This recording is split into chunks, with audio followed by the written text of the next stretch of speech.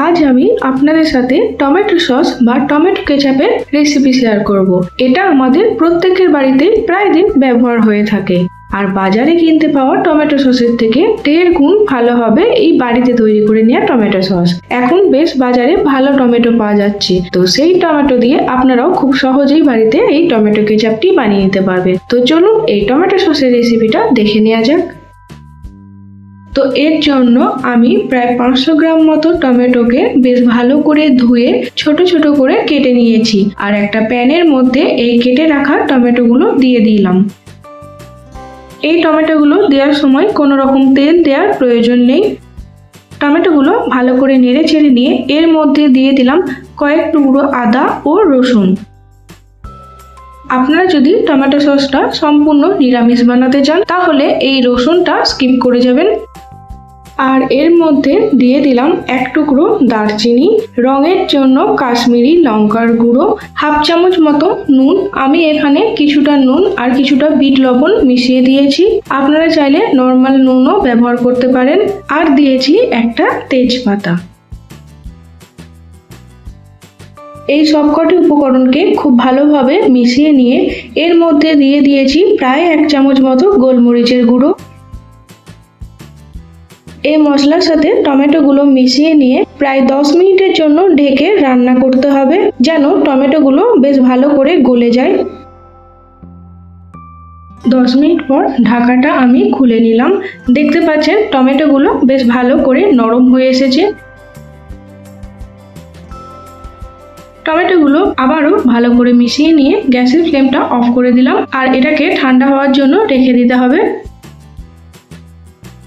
প্রায় 15 মিনিটের জন্য আমি এই টমেটোটা ঠান্ডা হওয়ার জন্য রেখে দিয়েছিলাম। টমেটোটা বেশ ভালো করে ঠান্ডা হয়ে গেছে। এইবার একটা মিক্সিং জারের মধ্যে এই টমেটোটা আমি ঢেলে নিচ্ছি। আর এটা একটা স্মুথ পেস্ট বানিয়ে নিতে হবে। আর এই টমেটোর মধ্যে যে তেজপাতা আর দারচিনিটা দিয়েছিলাম সেটা আমি বার করে নিচ্ছি। এইবার এটার একটা পেস্ট বানিয়ে নিচ্ছি। দেখুন টমেটোটা খুব সুন্দরভাবে পেস্ট করা হয়ে গেছে। এই টমেটোটা যত ভালো করে পেস্ট করা হবে টমেটো সসটা কিন্তু তত ভালো করে রেডি হবে আর খেতেও ততটাই ভালো লাগবে। এইবার একটা ছাঁকনির সাহায্যে যে টমেটো পেস্টটা আমরা বানালাম সেটা বেশ ভালো করে ছেঁকে নিতে হবে। এর ফলে টমেটোর যে ছাল ও বীজগুলো থাকবে সেগুলো টমেটো সসের সাথে মিশবে না। এর ফলে টমেটো সসটা একদম বাজার থেকে কিনে আনা টমেটো সসের মতো রেডি হয়ে যাবে। তাই অবশ্যই এই টমেটোর পেস্টটা বেশ ভালো করে ছেঁকে নিতে হবে। দেখুন টমেটোর বীজ ও ছালগুলো আলাদা হয়ে গেছে। আর টমেটোর পেস্টটা কত স্মুথ ভাবে রেডি হয়ে গেছে দেখতে পাচ্ছেন। এইবার আবারও একটা প্যান নিয়ে নিয়েছি। আর প্যানটা গরম হয়ে আসলে এর মধ্যে দিয়ে দেব ওই টমেটোর পেস্টটা। ফুটে আসলে এই টমেটোর পেস্টটা বেশ ভালো করে নেড়ে চেড়ে মিশিয়ে নিলাম। বাজারে কিনতে পাওয়া টমেটো সসের থেকে বাড়িতে এইভাবে তৈরি করা টমেটো সস কিন্তু অনেক বেশি স্বাস্থ্যকর। তাই আপনারা এইভাবেই বাড়িতে টমেটো সস বানিয়ে নিতে পারবেন।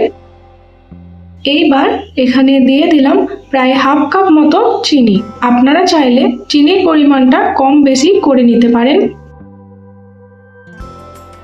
চিনি দেওয়ার পর এই টমেটো সসটা খুব ভালোভাবে মিশিয়ে নিতে হবে। এটাকে প্রায় 15 মিনিটের জন্য আমি রান্না করে নিচ্ছি।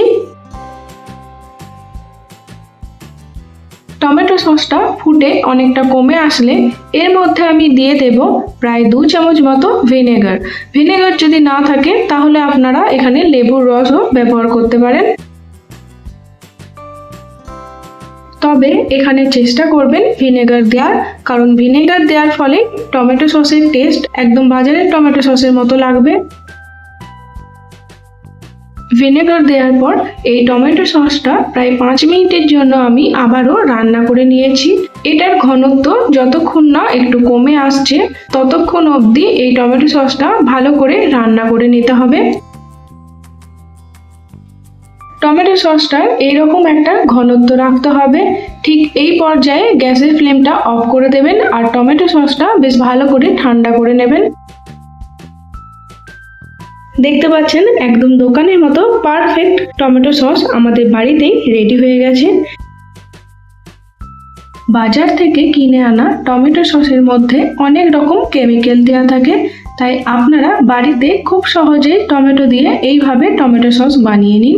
বাইরের কেনা টমেটো সসের থেকে এটা অনেকটা স্বাস্থ্যকর, তাই আপনারা এই টমেটো সস আপনাদের বাচ্চাদেরকেও দিতে পারবেন। একটা বাটির মধ্যে আমি টমেটো সসটা তুলে দেখিয়ে দিচ্ছি। দেখুন একদম পারফেক্টভাবে টমেটো সস রেডি হয়ে গেছে। একটা কাঁচের বোতলের মধ্যে এই টমেটো সসটা স্টোর করে আমি রেখে দিচ্ছি। তো আমার এই টমেটো সসের রেসিপিটি আপনাদের কেমন লাগলো অবশ্যই কমেন্ট বক্সে জানাবেন আর প্লিজ আমার চ্যানেলটা সাবস্ক্রাইব করবেন।